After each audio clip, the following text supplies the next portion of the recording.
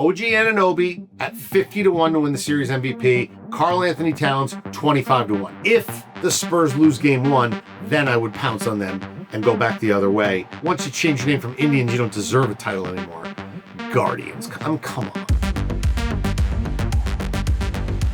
Yeah, Wednesday. I'm Erik Kuselias. All right, thank you for coming in, the YouTube show, and we are thrilled to have you. I did this because I'm in a spot in life where I don't need a boss. I don't have to have a boss. So I'm not going to let anybody tell me what to do and say. So this is it. The only show in America where I literally don't have to report to anybody. So I can tell you exactly what's going on without worry that, oh, the NBA is going to call for this and they don't like, or one of my bosses will be offended because of whatever. Number one right out of the gate, let's go Knicks and Spurs. And yeah, of course, I'm a wagering expert. I've been the number one wagerer for 20 years. You can join my Discord. In fact, if you like and subscribe to this, I'm going to give away a free month into the Discord for somebody, and you just do that and you have a chance to win. When I look at this series, it's not about who's going to win, right? How many games? Who's going to win? Okay, we'll see, right? I like to bet those series once I get a look at it. But here's what I am going to do. I am going to find ways to play against the Knicks in terms of numbers. Lower numbers. Doesn't mean they're going to lose, right? But lower numbers. See, the Knicks are on this magic carpet ride. They've won, 11 games in a row, blow everybody out. But I look at their totals. 144, 140, 137, 130, 126. They're not getting anywhere near that against the Spurs. They may win, but if they win, it's going to be 110, 108, 109, 107, 106, 104, right? Their team total for game one is 106. They're not getting a 140 in regulation. So what does that mean? It means I don't know if the Knicks are going to win or lose. I don't care. I don't know what their team total is going to be, a little above, is going to be a little below. No, but I know this. The way they got to 140 points and 136 and 133 is not happening in this series. So those points, those rebounds, those assists, those numbers are coming down, whether they win or lose. And every time I see somebody bet overs on these props and team, oh, guys, always going to score more points, I go, how? What do you think, you're going to have 160? The math is the math, guy. I always say this, the math is the math, guy. All right? If you add 140 and we now think you're going to be down around 106, let's not bet the average of what you were doing to go up again. It doesn't make sense. It's why people lose when they gamble.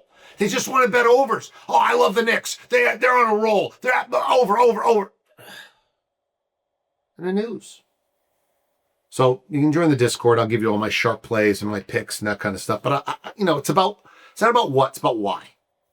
Right? Why are you betting what you're betting? Well, I just think the Knicks. No, my why is the Knicks' offensive totals are unsustainable whether they win or lose. They won't go that high. But the numbers are reflecting what they've averaged during this whole little 11-game amazing run. And so I'm going to play under that and bet that they don't score 150 in the series. All right, next up, how about some wagers specifically for this series? And I'm looking at it and I'm going, oh, let's see, where we're going to go here, we're going to go here, we're going to go here. How about three good ones? You know, if I'm looking at the series, because people say, give me some long shots. I would bet OG Anunoby at 50 to 1 to win the series MVP. Karl-Anthony Towns 25 to 1 to win the series MVP. Just a little sprinkle. See, OG Anunoby's going to draw Wemby, so he's going to have to defend him for much of the series. What if Wemby gets shut down a little bit? I mean, obviously not contained, but just below what we expect. And the Knicks win. And OG hits a couple of big shots. You look up and you go, he was the best defensive player. Hit some big shots. He's the guy. Especially if the Knicks win low-scoring games. He'll get a lot of credit. 50 to 1? Why not? Karl-Anthony Towns. I believe in this series that the Spurs are going to get the ball out of Jalen Brunson's hands with guys like Stephon Castle, who are elite defenders. And he's got 4 other guys on the team that are a lot like him. Not as good as him, but like that. You know, long, defensive-minded, athletic guys. And they're going to make him give it up. And who's he give it up to? We've seen this. Karl-Anthony Towns. And what does Karl-Anthony Towns do? Great distributor of the basketball. If he knocks down some threes, you look up and maybe, just maybe, he has like 5 double-doubles in the series and the Knicks win. 25 to 1, little sprinkle. That's the way I would play in terms of long shots if I was looking at this thing. The third sort of wager I want to make if you want a long shot, I'll wait for game one. If the Spurs lose game one, then I want to bet them to win the series because then they're going to be getting all kinds of plus money. So that would be the third way I would look at this series. A couple long shots for the MVP and if the Spurs lose game one, then I would pounce on them and go back the other way at a really, really, really nice price for those people who want some long shots there. All right, next up. Next story. The Rams obviously make a big trade. They get Myles Garrett. That's terrific. Good for them. Push chips in the middle. Let's go for it. And Aaron Donald might come back, right? Aaron Donald might come back. And I'm guessing he's not been sitting on the couch watching The Price is Right and eating chips. I bet you if he shows up, you're like, okay. Guy's been staying in shape.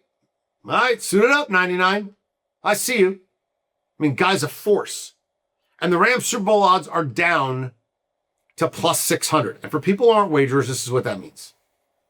All right, that means a 1 in 7 chance. Plus 600.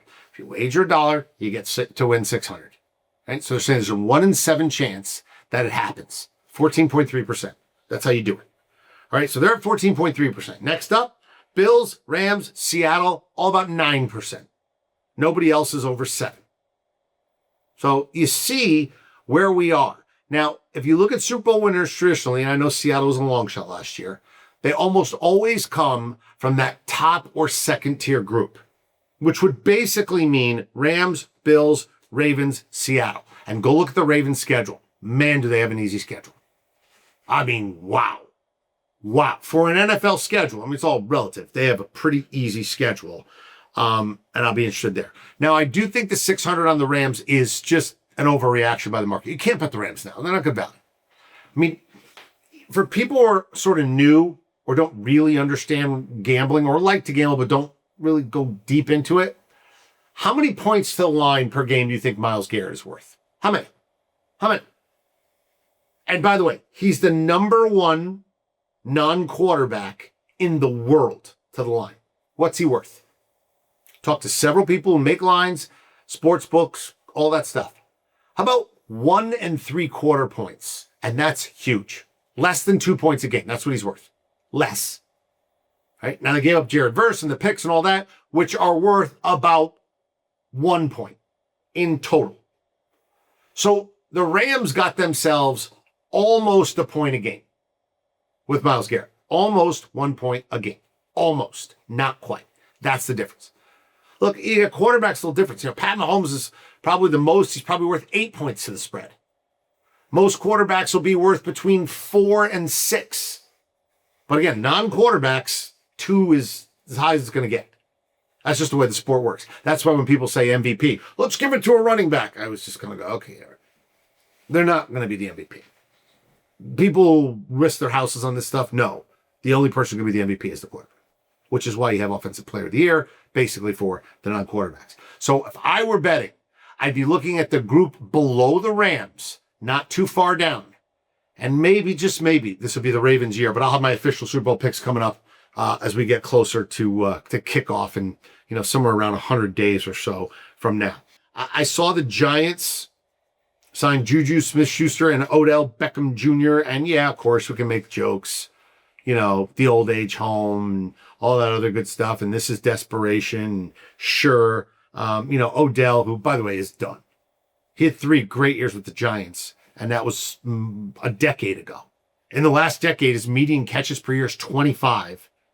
And he's averaging less than 3 touchdowns a year in terms of the median. Right? Come on. The guy's done. Right? This is a gimmick. Okay. But it's not just about ticket sales and firing the fan base up. If you're translating this, you know how you translate this? This is Malik Neighbors isn't close to healthy. That's what this is. This is if I'm a big blue Giants fan, I'm going, oh, not that they sign these guys, because they have to sign these guys. Because Neighbors ain't going to be ready anytime soon. I mean, if you missed it, Neighbors had surgery off the injury last year, and they came out about 10 days ago and said there is no timetable for his return. I mean, Cam Scatterboo's leg was literally pointing in the wrong direction. Go look up that picture. And Neighbors is going to be out longer. They don't know when he's coming back. They have no idea. We have no timetable. All right. So now we got to go bring in Juju Smith-Schuster and Odell Beckham Jr. That's the translation. Everybody laughs and it's funny. I'd be scared as a Giants fan because it means that Neighbors, this is not going well. All right, last one, and I'll go full circle. Try to give you a little what's going on, WTF, why the face, or some kind of list or pick or something interesting to kind of wrap this one thing up. I look at the Knicks right now, and people say, "Oh, what would a title mean? What would a title mean? What would a title mean?" I sort of feel like you have to almost do this by sport, but over the major sports and major things that are going to happen this year, who needs it most? Who would benefit most from a title? And look, I would think number one, you got to have not won in the last 20 years. Number two, I'm only counting major sports, right? I can't do lacrosse or the WNBA. Number three, your fan base, how riled up your city would be counts. I want to know that, there's a chance that police cars might get turned over. I don't actually want that to happen, but, get the metaphor for that. And history counts. How many times have you had your heart broken? How many fans do you have? How popular is your team? So here we go. I'll start right out of the gate. Hockey, because we're in the Stanley Cup final. There's only two, Montreal and Toronto. I mean, Rangers won in 94. I get it. They needed that. It had been since, 1940 with those guys. But 94 isn't yesterday. And we're getting there, but still. I mean, Toronto, it's 1967. Everybody knows. I mean, they are like the Red Sox. They are like the Cubs, all that before they won, all wrapped up into one. And the second would be Montreal. And part of it is because Canada hasn't won since, 93? I mean, and we're 30 plus years. 30 plus years. And that fan base and that city, that's what they have. Those two would be my two. World Cup coming up. There's only one answer for the World Cup. The Three Lions, baby. England, 1966. How many times has that fan base, their heart's been broken? All right. It's coming home. That's all you want to hear. I would say this. If England played in the World Cup final, I would not go to the match. I'd go to London. I'd like to be there. Because if they ever won, that place would be on fire and in the best possible way. I'm not talking about my kids going, well, it's fire. No. Like the city would be on fire. It'd be awesome. Who's coming with me? Maybe we'll do that. Maybe I'll give away a trip. If England plays in the final and you can come with me and do that. Hoops, Knicks. That's the answer. And we got a shot here. Knicks, that's the answer. Who's number two, believe it or not? The Jazz. Never won. Great fan base. It's all they really have. I know you got them Utah Mammoth or whatever they call themselves at the end of business on Friday. But really, that's a Jazz town. And they've been close. They had Stockton and Malone and blah, blah, blah, blah. Never won. That would be next. All right. If I'm looking at baseball, I think it's the Guardians and the Mets. Now, once you change your name from Indians, you don't deserve a title anymore. Guardians. Come on. Like, it's when you say it, you almost chuckle. It's so stupid. But, baseball's decided they want to be very PC. All right, that's on you. So Cleveland and the Mets. Right? It's been since 86. Mets have been close. And here's why. Because the Mets have been the ugly little brother in that town forever. Right? The Yankees are the beautiful sister who's going to the Ivy League. It's smart. And everyone says, oh, great job she's done. And they haven't won in a while either. Since 09. But the Mets have been the paste eater in the family. And they've been close. But they've also had scandals and disappointments. And if they ever won, that fan base would just do a big whoosh. And if you're a fan of the Mets, Jets, Nets, some people are. Not everybody is. But, it's been a long time since you've won anything in New York if you're not a Yankee fan. So if you're a Met fan, you're definitely not a Yankee fan. So basically, you haven't gotten any in your lifetime if you're a Met fan. Because you can't count the Yankees. So the Mets would be number one on my list there. Now it goes to the NFL. This is the hardest one. There are three.